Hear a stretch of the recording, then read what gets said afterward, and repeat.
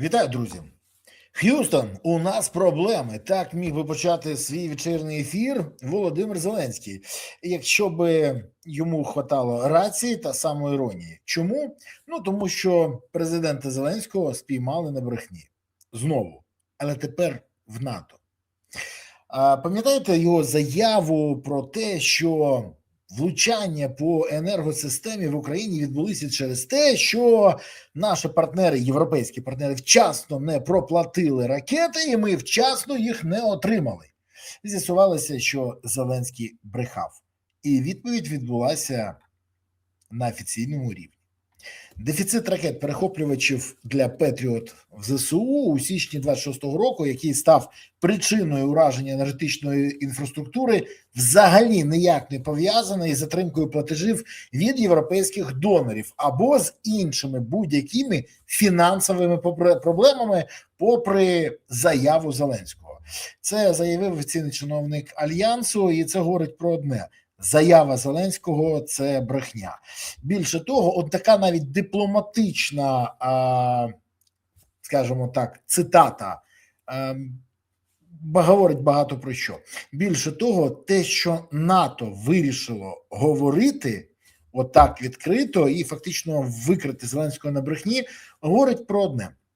Наші партнери втомилися від того, що Зеленський намагається перекинути свою провину на них, бреше і фактично не є вдячним за допомогу. Офіційний представник НАТО, що спілкувався з журналістами напередодні засідання міністрів оборони держав-союзників, надав за правилами НАТО інформацію на умовах анонімності. При цьому категорично заперечив, що існувала хоч якась затримка постачань, пов'язана з фінансуванням. Також у НАТО заперечують взагалі самі заяви про затримку постачання засобів ППО, що знов говорить про те, що Зеленський брехав. Але ж це не перший раз. Проблема в тому, що цей випадок, ну, скажімо так, привернув увагу наших партнерів, і вони більше не мовчать. Процитую заяву посадовця. З нашої точки зору та з точки зору США затримок у поставках не було. Те, що постачається в рамках програми ПУРЛ, це закупівля зброї України для України в США, рухається так швидко, як це дозволяють логістичні ланцюжки США. Додаткових пауз у цьому постачанні не було, заявив посадовець. Також представник Альянсу наполягає, що постачання американських засобів ППО побудовано сьогодні таким чином, що нібито будь-яка затримка за платою, і навіть якщо б вона могла бути, про те, що казали в Києві, взагалі не могли вплинути на постачання або на затримання. Це для розуміння. Тож Зеленський знав про це і навмисно звинувачував. Чому? Ну тому що фактично ми в черговий раз спостерігаємо, як Зеленський намагався свої провали та помилки перекласти на інших. І ми спостерігаємо, як бреше президент України, а його на цьому ловлять. Це якийсь суцільний іспанський сором.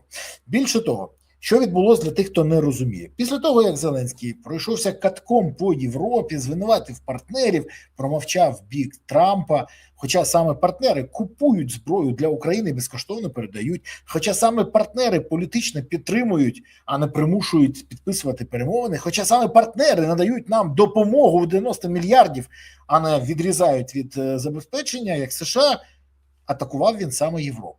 І схоже, що європейці трохи втомилися від постійних звинувачень і брехні Зеленського.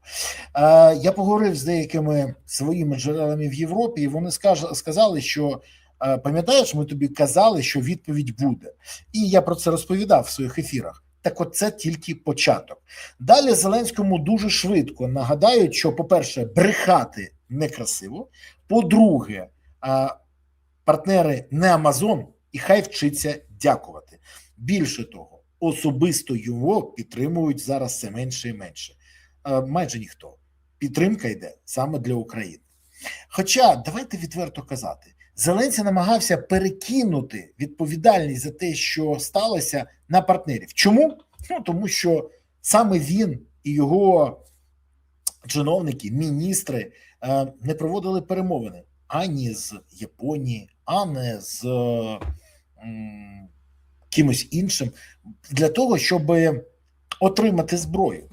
Більше того, Наприклад, можна було на Тайвані взяти ці ракети і перехопити їх на деякий час. Можливо, так. Більше того, це б для України було б найкращим варіантом. І тоді енергосистема була б збережена. Але ні, Зеленський же не може визнати, що це він нафакапив. Він повинен звинуватити наших партнерів. Тому не просто звинуватити, а ще й збрехати. Тому партнери втомились від цього і вказали на брехню президента. Неприємно, так, але ж це ж не перший раз. А пам'ятаєте, як рік тому, ровно рік тому, Зеленський в інтерв'ю з The Guardian заявив, що Україна планує обміняти частину Курської області на частину своєї території, здійснивши взаємний обмін, і фактично тоді пообіцяв, навіть не розуміючи, що заганяє себе у пастку. Те, що його рівень обізнаності був на низькому рівні, і він не розуміється на міжнародному праві, це зрозуміло, але це його ніяк не виправдовувало. Він тоді ляпнув і навіть не розумів, яку скриньку Пандори відкрив цією заявою. Хоча питання про інше. Ну, як там обмін пройшов? Відбувся? Але ж Зеленський пообіцяв, і пообіцяв не лише це. Тож знову ми спостерігаємо брехню з боку Зеленського.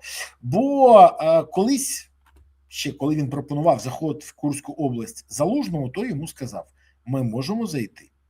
Ми навіть можемо створити плацдарм для наступного наступу. Але яка мета? Бо в армії не можна просто зайти, а потім думати, що робити. Треба розуміти, яка фінальна мета, куди ми крокуємо, на Москву, на якісь інші напрямки, що робимо. Бо в позиційній війні для нас не найкраща історія. В обороні ми не можемо сперечатися з росіянами через їх більшу кількість. І тоді Зеленському було відмовлено. Після того, як Залужного зняли, ми побачили, як Сирський погодився з цією ідеєю, тим більше, що він знав про неї. Але ж питання в іншому. Так як обмін на Курщині відбувся? І, до речі, це ж не єдина історія, коли Зеленський щось обіцяє, не виконує, або бреше, або маніпулює, або намагається перекинути з себе відповідальність. Наприклад, він вже планує перекинути з себе відповідальність на українців. За що? За прийняття рішення про вихід з Донбасу. Це не є ні для кого в таємницю з політологів і політтехнологів. Зеленський хоче провести референдум, щоб потім сказати, це ж не я. Це ж люди вирішили. Але найцікавіше, що всі опитування показують, що, скоріш за все, люди вирішили інакше. Що буде робити тоді Зеленський, бо в нього є вже заготовка. Він хоче вийти і виступити, сказавши, я особисто голосував проти виходу з Донбасу, але люди голосували за, тому з великою гидою, але вимушений виконати це. А люди будуть голосувати проти виходу. Що він буде казати? Що теж готовий на це? Мені цікаво, бо зобов'язання, які він взяв перед партнерами, геть про інше. Тому чергова брехня Зеленського показує, що він постійно всім бреше.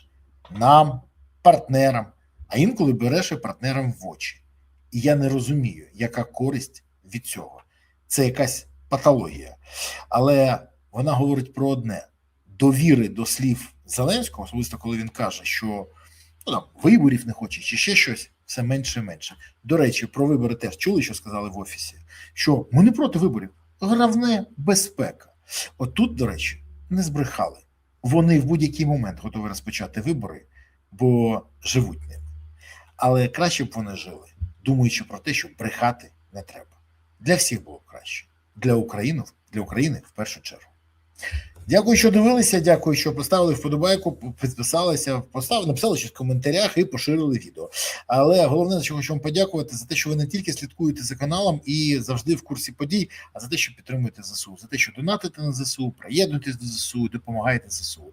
Бо ЗСУ – це єдина сила, яка є запорукою того, що Україна є майбутнє. Тож гуртуємось навколо ЗСУ, і тоді справді все буде Україна. Дякую вам. Па-па.